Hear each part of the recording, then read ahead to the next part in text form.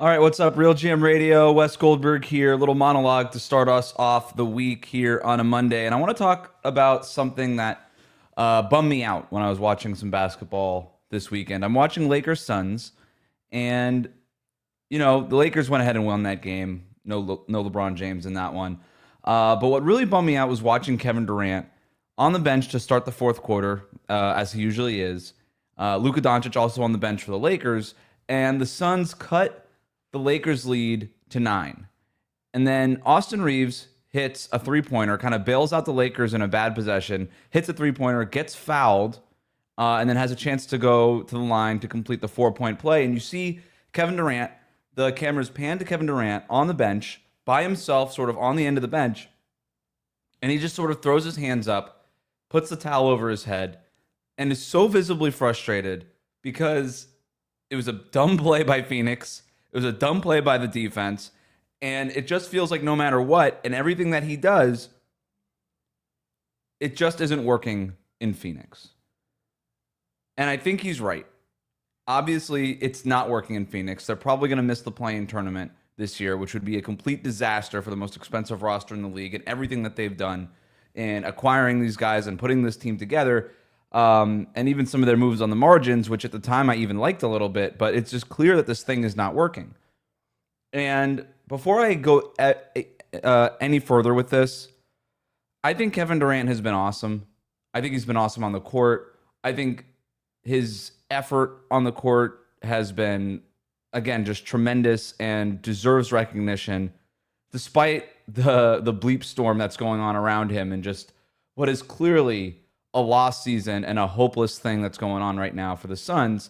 He's still going out there and he's still putting in the work. And I think he's saying all the right things. And even when there was that Mike Budenholzer flare up a little bit a couple weeks ago, he said all the right things to the media. He's not pointing fingers. He's not doing anything. And even in this game against the Lakers, there was a little bit of a tit for tat Durant Budenholzer thing. And even at that point, the broadcast was like, we don't really know if there's an issue here, or if Durant's just really excited or passionate about the point that he's trying to make, but he was clearly stepping towards Mike Budenholzer. But if that's a relationship like KD says it is, then that's a relationship, and I have no problem with it. So, again, a tremendous amount of respect and credit for what it is that Kevin Durant is doing despite the hopelessness of this season. But then to see that effort and to see the energy that he's playing with, and again, doing all the right things, clearly caring about just his job and the quality of work that he's doing this year, to see that, and then to see when he has to go on the bench, they cut that, he plays the entire third quarter, the Suns cut into the Lakers lead, he's on the bench, the Suns cut the lead to 9, and then that dumb foul on Austin Reeves, and he makes that three-pointer, and you've got Reeves now taunting the Phoenix bench afterwards, and he just throws his hands up. Man, it just really bummed me out. It really bummed me out. And I think it says something about just how bad this Phoenix Suns season has been and this whole Phoenix Suns thing has been. And finally, the denial about how bad it has been and how bad of a roster construction that this was is starting to fade away. They're not in denial as much as they once were. All right? And I use the word denial because it just felt like when they were coming off of last season, as disappointing of a playoff exit as it was, and then going into this season, they fire Frank Vogel, they hire Mike Budenholzer. Everybody loves Coach Bud. Everybody loves Budenholzer, former NBA champion. Everybody recognizes this guy's a great coach. His shortcomings in the playoffs, we know what they are, but in terms of coaching teams, implementing a system, getting them to buy into that system, this guy is as good as it gets. And you could even say that maybe he shouldn't even have been fired by the Milwaukee Bucks the way that he was fired when he was fired and how all that happened. So the Phoenix Suns, they get Mike Budenholzer after he takes a year off from coaching. Everybody's, yep, great. They did the whole thing where Frank Vogel wasn't the problem, but Mike Budenholzer can still fix stuff. So we had all of that. And then they go out and get Tyus Jones late in free agency. They sign him to a minimum contract. And then you've heard reports from the Olympics and stuff, guys going up to Devin Booker and KD and being like, I can't believe you got this guy at the minimum. What a cheat code, all this stuff. And everybody loves Tyus Jones, another one of those guys. Sky high Q rating. Everybody loves him. Takes care of the basketball. Great teammate. Media loves him. Players love him. Coaches love him. The whole 9 yards. But I was always a little bit more cynical and skeptical of the Tyus Jones edition. because as it just felt like such an on paper thing where in real life, I just didn't see how it was going to work. And I'll tell you what I mean by that. So on paper, Tyus Jones fixed a lot of Phoenix's issues, right? They had an issue of not having a true point guard. Kevin Durant, Devin Booker, Bradley Beal after last season all said, hey, we probably need a real point guard to set us up. Okay? First of all, of course, the players are going to say that. Star players don't really want to be handling the ball if they're not natural point guards. They would rather do the things that make them really special, which is, in all three of their cases, score the basketball, finishing plays, not starting plays. So, of course, all of them are going to say, look, I don't want to bring the ball up and setting the table. Have somebody else do that for me. So I get it. And you could read those quotes and hear those comments and say, well, now they have Tyus Jones, one of the most respected point guards in the league. Bring him in, and that'll make their job easier. Okay. I could believe that to a certain degree. And then the other part of it was, oh, well, he'll cut down on the turnovers. Okay. Turnovers were a big issue for Phoenix last year. But the reason I was more cynical about the addition was, A, not one player could stop a bunch of turnovers, right? If Devin Booker and Kevin Durant and Bradley Beal are still turning the ball over, they're still going to turn the ball. Maybe not as much because they're not forced to handle it as much with Tyus Jones there, but maybe. But then this other idea that with Budenholzer and with Tyus Jones, all of a sudden, a big problem with Phoenix last year was that they were just underwater on the math. Way too many mid-range shots. All of a sudden, Mike Budenholzer and Tyus Jones were going to transform this offense into an offense that really relied on three-pointers and getting to the basket, more efficient shot charts. And the reason I was skeptical of that point was, you still sign Tyus Jones to a minimum contract. And yeah, he might be respected and well-liked in that locker room, but he's not a star. And at the end of the day, I have yet to find the role player who dictates the offensive system, as opposed to the star player who dictates the offensive system. And I don't care what role they play, how often they have the ball in their hands. The star players dictate the system. And without real buy-in from those star players, you're never going to get a minimum salary point guard who just came over from the Washington Wizards to control the entire thing of the offense and say, you know what, Kevin Durant, first ballot Hall of Famer, Devin Booker, a guy who was in the MVP race a few years ago, been in the NBA Finals, Bradley Beal, who's made a ton of money doing exactly what he's been doing and got a no trade clause, doing exactly what he's been doing. And, you and I might not think Bradley Beal has had a successful career, but try telling Bradley Beal that. Telling all those guys, hey, I'm the point guard who just came in as a free agent from the Wizards making the minimum. Do what I say. And I just didn't, and it doesn't have to be malicious. I just have a hard time believing that the minimum point guard guy was going to set the table for an offense with probably two Hall of Famers on it. So that's where I was skeptical. Now that has clearly not worked. Tyus Jones is back to the bench. We know that the Mike Budenholzer thing has not been a home run here. I don't think what's happening in Phoenix is necessarily his fault, but it's also, he's not solving all these problems either. So it feels like now with about a month to go here in the regular season, that denial is finally gone. And everybody sort of recognizes what's going on there. So the question now is, well, what happens now? What do the Phoenix Suns do now? We know the options, right? Everybody's already out there. Trade Kevin Durant. And you've got Brian Windhorst on ESPN talking about how, everybody in the room knows Durant is going to get traded this summer. The Suns are going to trade Kevin Durant. We can get to some of the other options here, but we'll start with Durant.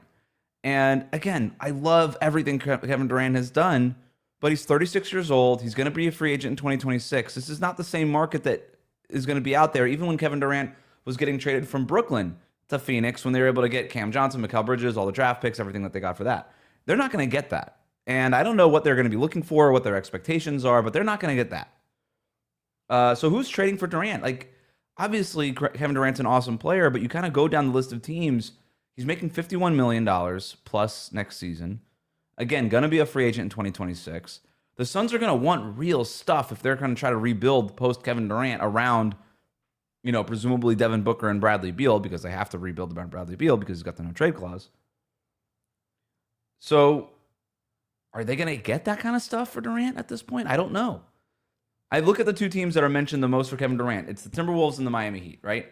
And if I'm Kevin Durant, I want to call my shot. And both of those teams make sense, right? The Timberwolves, depending on what they do in the playoffs this year, maybe I'm the final piece that gets them over the top. I can go play with Anthony Edwards, who I played with on Team USA. We won a gold medal together. He loves me. I love him. Mutual admiration and respect.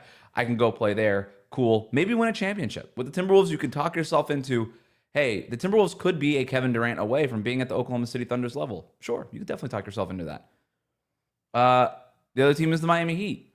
Well, I've been in Phoenix, different coaches, crazy ownership, lack of stability, lack of clear direction. Say what you want about the Miami Heat and how they handled Jimmy Butler and this whole season, and clearly it's not gone as planned for them either. But when players think about the Miami Heat, they think about stability. Eric Spoelstra's not going anywhere.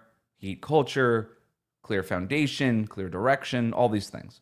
So if I'm Kevin Durant and all I've been dealing with ever since I left Golden State was instability, maybe I could look at Miami and say, well, that's the most stable organization in the sport. I'm going to go over there. And at the very least, I can at least have stability. So I could see him talking himself into the Wolves and the Heat. And because he's a free agent in 2026, he can kind of do the De'Aaron Fox thing and call his shot, right? Where De'Aaron Fox pretty much signaled to the rest of the league, hey, I'm going to probably end up playing in San Antonio with Victor Wembanyama, so you could trade for me if you want, but I'm leaving in 2026 and I'm signing with San Antonio. So Kevin Durant could do something similar, right? And just basically signal, hey, I'm probably going to go to Minnesota or I'm probably going to Miami, so do what you got to do, but just so you know, in 2026, I'm probably out of here and I'm signing with one of those teams. So you look at what those teams could trade. I mean, start with the untouchables. For the Timberwolves, untouchable for me, Ant, obviously. McDaniels, untouchable. Naz Reid, untouchable. Rob Dillingham, for what I traded the 2 first-round picks to move up. I'm not trading him. Those 4 guys are untouchable to me in a Durant deal if I'm the Timberwolves. We can have conversations about everybody else. Those 4 guys, untouchable. If I'm the Heat, you can't have Bam. You can't have Tyler Hero, not after the season he's having. And I'm not trading Khalil Ware. Not doing that either. And so those 3 guys, to me, if I'm Miami, those 3 guys are untouchable in Durant conversations. So then you look at, all right, well, what are we getting for Durant? Are we getting is it Julius Randle and Dante DiVincenzo in a couple of picks? Is it from Miami? Are we getting Wiggins and Terry Rozier and Nikola Jovic in a pick or something? Those players are good, they're helpful, but when you talk about a Suns team that's out of the play-in tournament and trying to move up into the playoffs and build around a franchise player like Devin Booker, are those guys really moving the needle? I don't really know. Now, Phoenix might not have a choice. They might have to settle for something like that, but I'm not excited about that if I'm a Suns fan, right? No way. So then the other option is, well, do we trade Devin Booker? Do we just go all in on this rebuild, stop worrying about having to try to retool around Devin Booker, and just take this thing down to the foundation and rebuild from there? Well, if you trade Devin Booker, look, I think Devin Booker is still a great player. I don't think he's, thought of in the same way that he was when the Suns were coming off of that finals run. But to me, it's still a clear top 20 guy in the NBA with the potential to be a top 10 guy in the NBA. I have no doubt about that. Maybe a better situation, better supporting cast, the whole thing. We start thinking about him in that way again. Well, the team that's out there the most about Devin Booker is the Houston Rockets, and that makes a ton of sense for Houston. That's just replace Jalen Green with Devin Booker. I feel a lot better about that team. I like Devin Booker in Houston way more than I like Kevin Durant in Houston. Because Devin Booker, at least you could start saying, well, he fits our timeline a little bit more here. The Kevin Durant window, that's probably 2 years, 3 years max. With Devin Booker, we probably have a good 6, 7, 8, 9 years with this guy potentially, with everything else that we got going on. So he could be maybe the linchpin of what we got going on here. But if I'm Phoenix, I'm trading Devin Booker to Houston, and I'm getting my own picks back. I mean, that's good, I guess, right? It's great. It was a kind of a stroke of genius for Houston to short the Suns in the way that they did. But if I'm Phoenix, I'm just getting my own picks back, and now I can't do that thing where I'm shorting another team's future and I'm trying to rebuild or stay competitive. And with Matt Ishbia being as new as he is, I don't know what the appetite is for him to take this thing down to the nuts and bolts and rebuild and endure losing seasons. I just don't. Everything that we know about this guy is he's super maniacally competitive, and his biggest rival, by the way, Dan Gilbert, who owns the Cleveland Cavaliers. There was that story a couple years ago when Ishbia bought the team that the only dissenting vote in allowing Ishbia into the NBA was from Dan Gilbert. Have you seen the Cavs' record lately? They're pretty good. I don't know what Ishbia's appetite for going from hey, we've got KD and Devin Booker and all this stuff to maybe being the worst team in the league while the Cavaliers here are soaring. Just something to think about, right? So we're going to do this thing where we trade Kevin Durant and we get Julius Randle and Dante DiVincenzo or Andrew Wiggins, and we're dealing with that. Maybe a pick comes back, a nice young player somewhere comes back, and then we're trading Devin Booker for our own picks, and now we're tanking. I don't know. And look, there'll be more suitors for Devin Booker, and maybe there's teams that they can short in other ways, but it'll take a lot of creativity in figuring that part of it out. And again, I think Houston will probably be the team that's most motivated to try to trade for Devin Booker, and they got a bunch of other pieces, by the way. I shouldn't just do the picks. Like maybe they can get a Reed Shepard or something like that. But again, I don't know that any of those guys is something that you're super excited about if you're a Suns fan, considering everything that they have been sold these last 3 years. So that's where we are. And then you get to Bradley Beal. Just a complete albatross here. Because if you don't trade Devin Booker, okay, well, we got Booker, we got Beal. We're still investing $100 million a year into these two players, and only one of them is really holding up their end of the bargain.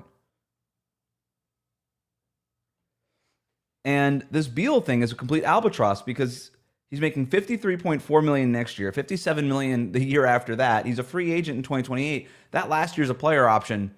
That no trade clause is part of that player option. If he opts out, he's A, not making that much money, and B, not ever getting that no trade clause again. So he's going to opt out into that contract in the final year of, or opt into that year in the final year of his contract.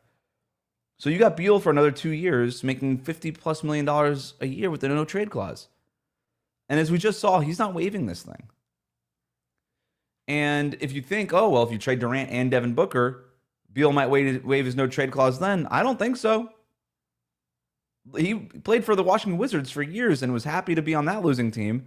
He's getting paid a lot of money. Phoenix is a really cool city. And he's got the no trade clause. Why would he waive that? And to go where? Who's trading for him at this point? So, Beal has that quote that we saw circulating over the weekend, the story that was released on Friday. He says, I'm still playing in the NBA. I still have the best job in the world, and I still have my no trade clause. So I'm smiling every day. That's the quote. This guy is going to be a part of your organization until this contract is up. And it is just this ridiculous albatross because if you can't trade him, clearly. You don't want to trade Booker, but you might have to. You didn't really want to trade Durant, but now you definitely have to. And let's say you trade Durant. Okay, you're not really moving up in the Western Conference based on what you're probably going to get for KD at this point. And if you trade Durant and Booker, then you kind of have to completely reset. But then you're still dealing with Bradley Beal for $50 million a year on your books. I want to go back to Devin Booker here because the part here that is maybe that again bums me out the most is the decline of Devin Booker. And I don't know if it's even a real on-court decline, but it's just sort of a decline in the way we think about him. And to me, it's more of what we lost these last 2 years as opposed to what we've seen these last few years. So Devin Booker at 25 years old, okay, this was 4 years ago. At 25 years old, he finished fourth in MVP voting. The Suns were just coming off of that finals run in 2021. They had won 64 games or something like that in 2022. And he seemed to be a definite top 10 guy. We were talking about him in the same range as guys like Shai Gilgeous-Alexander, Jason Tatum. And there was a real argument to be made that Devin Booker was the best out of that whole group. And had as bright of a future, if not brighter, because he was just coming off that finals run, than any of those guys. Since then, one All-Star appearance, 3 head coaches. The Suns have not made it out of the second round since then. And now they could end up missing the play-in tournament altogether. And now Devin Booker is at a different stage of his career. When you're talking about a guy who was 25, he's 28 years old now. He'll be 29 next year. We're starting to get to his age 30 season. He's not old. I'm not trying to say that, but there's a big difference between 28, 29, and then what you think of in the future at 25. And it just feels like we've kind of lost 3 really good Devin Booker years. And man, this is a guy who can go out and score 60, 70. We remember what he used to be. I mean, he was so exciting. He got the shoe deal, man. And now we don't think about him at all in that way. And again, I don't know that the on-court thing has necessarily declined, but it hasn't gotten a whole lot better. And I think a big part of that is a team. And there was a point early last year, where the point guard skills were coming along. I remember my friend Michael Pina for The Ringer writing a piece about how Devin Booker might be the best point guard in the NBA, which even at the time, I think even Pina knew that was probably a little bit of a hot take. But the point being is that he was leveling up, but we just never really saw it for a sustained amount of time. And then they go back and do the Tyus Jones thing. So you think about everything that's happened in Phoenix over the last 3 years. They dismantle a finals team from 2021. They trade away Chris Paul to get Bradley Beal. They reformat the team. They've got Kevin Durant there. They trade all these important role players for Kevin Durant. They ship off DeAndre Ayton, swap him out for Yusuf Nurkic, which even now I don't think that you could say Phoenix won that trade, and it's not like Ayton is lighting the world on fire in Portland. Like Nurkic is now playing in Charlotte, so... And then you do the Chris Paul trade. You trade him to Washington for Bradley Beal, and then a year later you turn around and it's like, yeah, you know what? Actually, we do need a traditional point guard. Let's go get a worse version of that in Tyus Jones. And then by the end of the year, that first year you have Tyus Jones is now back on the bench and not really doing the thing that you got him for. So you dismantle this finals team. You go from Devin Booker on MVP ballots to not even making the All-Star game. 3 different coaches, no clear future, out of the play-in tournament, and probably looking at trading for sure Kevin Durant and maybe even Devin Booker. And you go back to the reason why, and it's that Bradley Beal trade. I think you could even all the pieces that you traded for Kevin Durant, you still could have made it work. It's still Kevin Durant, man. He's still one of the 10 best players in the league. You look at the way that he cares. I have no problem with the Kevin Durant trade. Where it all went wrong was the Bradley Beal trade. It took out key years of Kevin Durant's prime and Devin Booker's prime. It pigeonholed them and boxed them into a corner before this trade deadline where they couldn't make any moves. They have the most expensive payroll in the league and they can't get out of it because Bradley Beal has the no trade clause. They're relying on guys like Colin Gillespie, for God's sakes, this year. They can't build up their depth. They have these stars in Booker and Durant, and they can't even make the playoffs in the Western Conference, let alone compete with the top teams in the West. And so I look at that Bradley Beal trade, and I think that's the worst trade of the last decade. And that's probably even including Luka Doncic.